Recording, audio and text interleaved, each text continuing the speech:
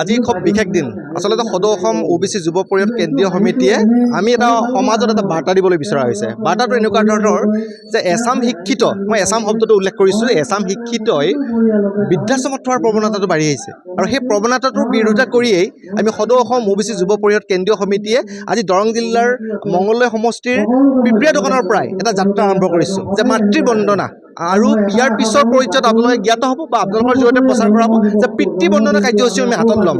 মাতৃ বন্দনা আৰু পিতৃ বন্দনাক আমি অসমৰ ৰাইজৰ মাজত এখন নতুনকৈ এটা যাত্ৰা হিচাপে আৰম্ভ কৰি আজিৰ পৰাই আমাৰ এই পদক্ষেপটো আৰম্ভ কৰা হৈছে।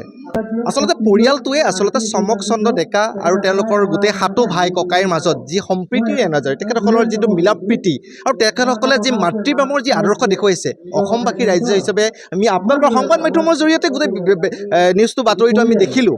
দেখাৰ পিছত আমি উপলব্ধি কৰিলোঁ যে আমাৰ দায়িত্ব আছে, কৰ্তব্য আছে, আমাৰ পৰিয়ালটোৰ প্ৰতি চিনাকি কৰি দিয়া, অসমৰ ৰাইজক চিনাকি কৰি দিয়াৰ এটা সুযোগ আছে আৰু তেওঁলোকক এটা স্বীকৃতি দিয়াৰ প্ৰয়োজন আছে। আৰু স্বীকৃতি আৰু সন্মান হিচাপে আজি তেখেতসকলৰ বাসগৃহত পদূলিত আমি মাতৃ বন্দনা কৰিছোঁ। আজি আপোনালোকৰ সহযোগত মাতৃ বন্দনা আমি ভাই ককাই 7জন আৰু ভনী 2জনী, গোটেইকেইজনে লগ লাগি আমি এই মাতৃ বন্দনা আজি অনুষ্ঠানখন আয়োজন কৰিছোঁ OBC